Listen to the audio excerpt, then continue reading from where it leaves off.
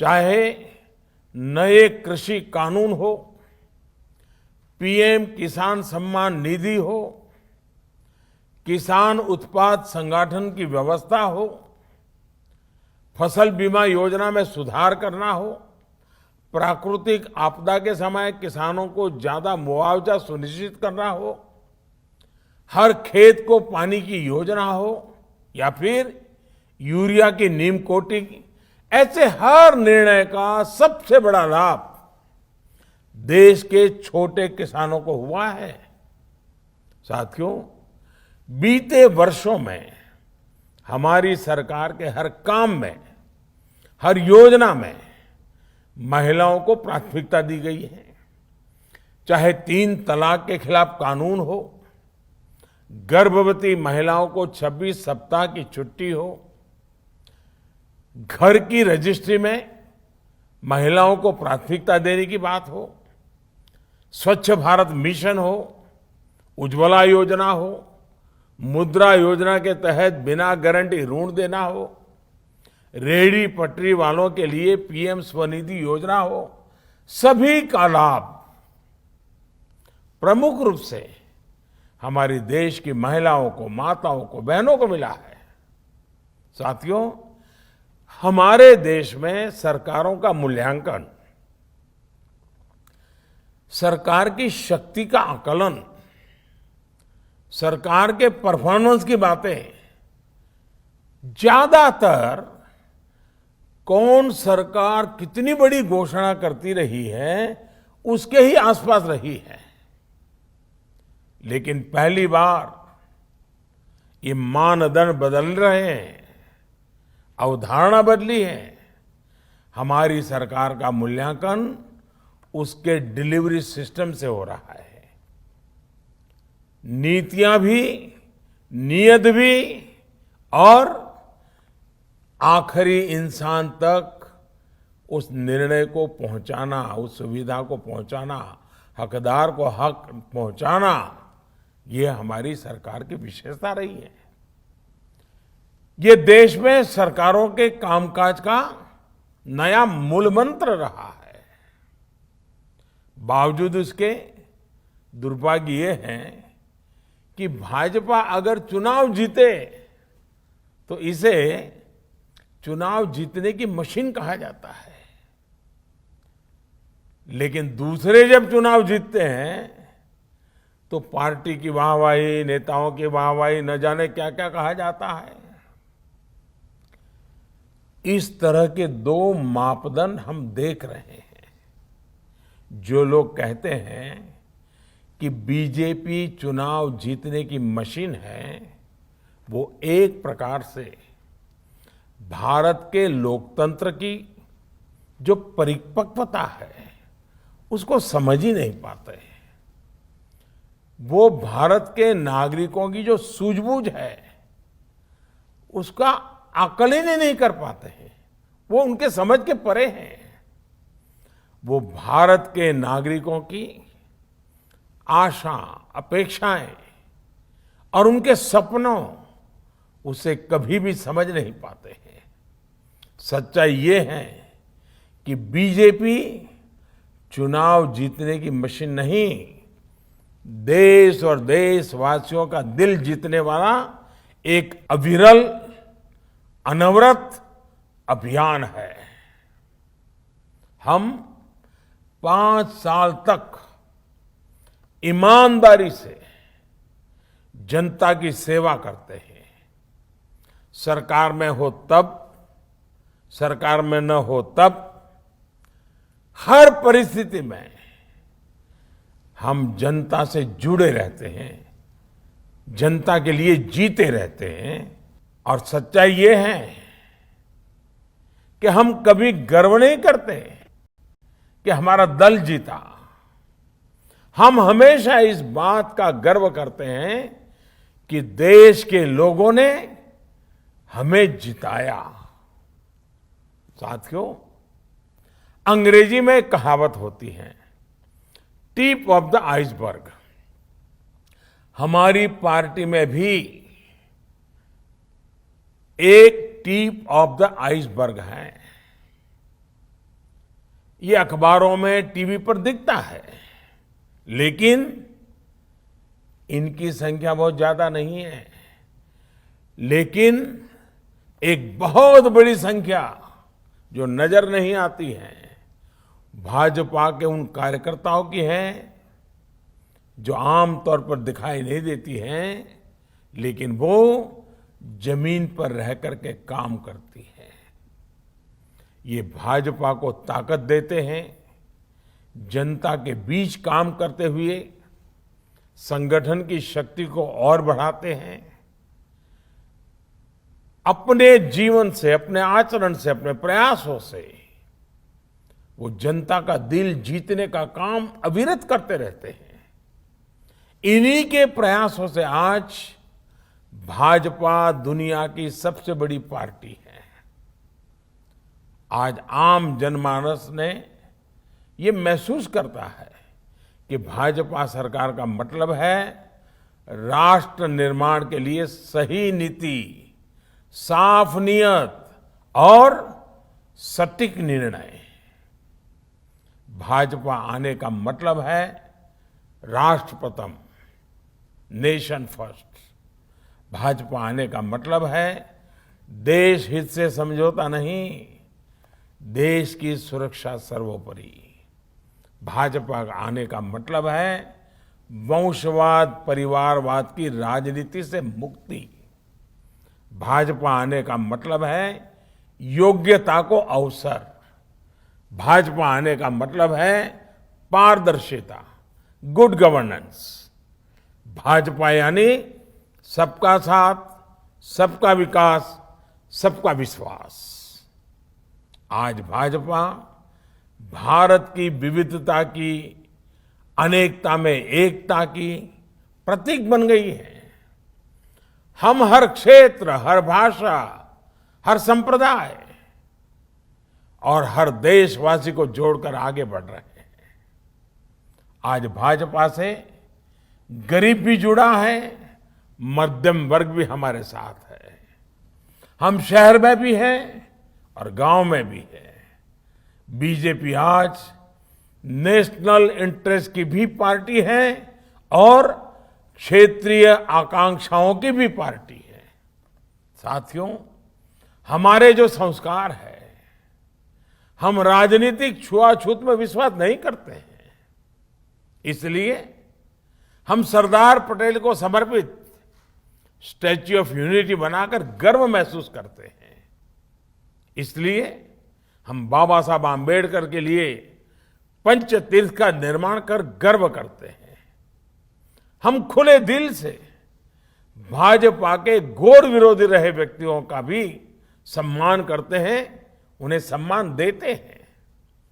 भारत रत्न से लेकर पद्म पुरस्कार इसका उदाहरण है। पद्म पुरस्कारों में हमने जो बदलाव किए हैं वो तो अपने आप में पूरी एक गाथा है। वो तस्वीर कौन भूल सकता है, और उस तस्वीर को देख करके कौन भावुक नहीं हो सकता था। जब पैर में जूते नहीं होते हैं और कोई वृद्ध मां राष्ट्रपति के हाथों सम्मान प्राप्त करती है, ऐसा हम कैसे कर पाते हैं। अननोन लोगों को, जिनके कार्य को पहचानना और इतने बड़े सम्मान से उनको जोड़ना, क्योंकि हम जड़ों से जुड़े रहते हैं, क्योंकि हम जमीन से जुड़े रहते हैं। पद्म पुरस्कार सरकार का निर्णय तो है ही, लेकिन इस निर्णय के पीछे भाजपा की कार्यशैली और भाजपा के संस्कार है। साथियों, ये भाजपा ही है जहां कार्यकर्ता अपना तन, मन, धन देकर पार्टी की सेवा करते हैं। सैकड़ों कार्यकर्ता पार्टी के लिए अपना बलिदान दे चुके हैं। सैकड़ों कार्यकर्ताओं को मौत के घाट उतार दिया गया है। केरल और पश्चिम बंगाल जैसे राज्यों में हमारे कार्यकर्ताओं को धमकियां दी जाती हैं, उन पर हमले होते हैं, उनके परिवार पर हमले होते हैं, लेकिन देश के लिए जीना मरना, एक विचारधारा को लेकर के अड़े रहना, डटे रहना, यही तो भारतीय जनता पार्टी के कार्यकर्ता की विशेषता है। वहीं दूसरी तरफ वंशवाद और परिवारवाद का हश्र भी 21वीं सदी का भारत देख रहा है। स्थानीय आकांक्षाओं के सहारे जो स्थानीय पार्टियां खड़ी हुई, बाद में वो भी एक परिवार की, एक दो लोगों की पार्टियां बनकर रह गई। नतीजा आज सामने है। ऐसी पार्टियों ने जो नकली सेकुलरिज्म का नकाब पहन रखा था, वो भी उतरना शुरू हो गया है। सेकुलरिज्म का हमारे यहां मतलब बना दिया गया है कि कुछ ही लोगों के लिए योजनाएं, कुछ ही लोगों के लिए फेवर, वोट बैंक के हिसाब से नीतियां, जो सबके लिए योजना बनाता है, सबके अधिकार की बात करता हो, सबके लिए काम करता हो, उसे ये लोग कम्युनल कहते कहते थकते नहीं है। लेकिन सबका साथ, सबका विकास, सबका विश्वास के मंत्र ने आज इन परिभाषाओं को बदलना शुरू कर दिया है। साथियों, आज इस अवसर पर मैं बीजेपी के प्रत्येक कार्यकर्ता का ध्यान एक बहुत ही गंभीर चुनौती की तरफ भी ले जाना चाहता हूं। आपने देखा होगा, एक ऐसे प्रकार का सिलसिला शुरू हुआ है, एक नई प्रकार की व्यूहरचना सार्वजनिक जीवन में आई है। और क्या है? आज गलत नैरेटिव बनाए जाते हैं। कभी सीए को लेकर, कभी कृषि कानूनों को लेकर, कभी लेबर लॉ को लेकर। बीजेपी के प्रत्येक कार्यकर्ता को समझना होगा कि इसके पीछे सोची समझी राजनीति है। ये एक बहुत बड़ा षड्यंत्र है। इसका मतलब है देश में राजनीतिक अस्थिरता पैदा करना। इसलिए देश में तरह तरह की अफवाहें फैलाई जाती हैं, भ्रम फैलाए जाते हैं, झूठ फैलाया जाता है, काल्पनिक भय की मायाजाल खड़ी कर दी जाती है। कभी कहा जाता है कि संविधान बदल दिया जाएगा, कभी कहा जाता है आरक्षण समाप्त कर दिया जाएगा, कभी कहा जाता है नागरिकता छीन ली जाएगी, कभी कहा जाता है किसानों की जमीन छीन ली जाएगी। ये सब कोरे झूठ होते हैं, लेकिन कुछ लोगों और संगठनों द्वारा इन्हें तेजी से फैलाया जाता है। हमें इस विषय में बहुत अधिक चौकन्ना रहने की जरूरत है। हमें बहुत जानकारी के साथ देशवासियों के बीच जाते रहना होगा, उन्हें जागरूक करते रहना होगा। ये काम कुछ लोग जो ये अफवाहें फैलाने का काम करते हैं, नैरेटिव बदलने का काम करते हैं, काल्पनिक भय खड़ा करते हैं, ये जो कुछ लोग हैं, ज्यादातर तो वो हैं जो अपनी पराजय को स्वीकार न कर पाने की वजह से करते रहते हैं। कुछ लोग अपने राजनीतिक स्वार्थ की वजह से करते हैं। कुछ लोगों की भाजपा से जन्मजात दुश्मनी है, इसलिए करते हैं। लेकिन ये लोग ऐसे कार्य कर रहे हैं जो देश को बहुत लंबे समय तक नुकसान पहुंचाएगा। इसलिए बीजेपी के हर कार्यकर्ता को सतर्क रहना है। इन लोगों की सच्चाई से देश की जनता को सावधान करते रहना होगा। साथियों, हमारे शास्त्रों में कहा गया है, भवन्ति नम्राः तरव फल उद्यमय, अर्थात जब फल आते हैं तो वृक्ष झुक जाते हैं। यही मंत्र हमारे संगठन और पार्टी का भी है। हमें सत्ता सफलता के साथ और नम्र होते रहना है, और नम्र होना है, और सरल होना है। हमारे लिए सफलता का अर्थ है नए संकल्पों की शुरुआत। हम कैसे देश के लिए कुछ नया कर सकते हैं, कैसे देश के प्रयासों का हिस्सा बन सकते हैं, इस दिशा में लगातार सोचना है। साथियों, आज जब देश आजादी के 75 साल पूरे करने जा रहा है तो हमारी ये जिम्मेदारी और भी बड़ी हो जाती है। हमें अमृत महोत्सव को भी देश के प्रत्येक नागरिक तक लेकर जाना है, हर नागरिक को जोड़ना है। आजादी का अमृत महोत्सव अगले 25 वर्षों के लिए देश के लक्ष्य तय करने का अवसर भी है। देश के इन लक्ष्यों को पूरा करने में बहुत बड़ी भूमिका भाजपा, उसके कोटि कोटि कार्यकर्ता, उन्होंने विशेष रूप से निभानी ही चाहिए। इसलिए हमें भी अपने अगले 25 वर्षों के लिए लक्ष्य निर्धारित करने हैं, व्यक्तिगत भी और पार्टी की इकाई के लिए भी।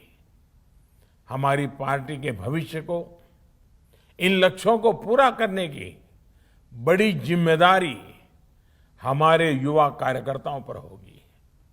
साथियों, भारत का जन जन और देश का कण कण हमारे लिए पवित्र है। उनकी सेवा हमारे लिए राष्ट्र सेवा है। सत्ता हमारे लिए इस पवित्र राष्ट्र सेवा का एक माध्यम है। पद हमारे लिए परिश्रम की पराकाष्ठा करने का दायित्व है। और हमारे लिए भाजपा कार्यकर्ता होना सिर्फ 2 शब्द नहीं है, ये हमारा जीवन मंत्र है। साथियों, अपनी बात समाप्त करने से पहले एक और बात आप सभी को पता है कि कल शाम को, यानी कि 7 अप्रैल को शाम 7 बजे मैं परीक्षा पे चर्चा करूंगा। आप सभी इस चर्चा का हिस्सा बने। याद रखिए, 7 अप्रैल शाम 7 बजे। और मैं चाहूंगा अधिक से अधिक परिवार, अधिक से अधिक विद्यार्थी मित्र इस संवाद में जरूर जुड़े और उनसे भी मुझे कुछ फीडबैक मिले। आप भी अपने सुझाव भेजिए ताकि ये परीक्षा पे चर्चा और समृद्ध होती रहे, हमारी नई पीढ़ी को ये बातें कुछ काम आती रहें।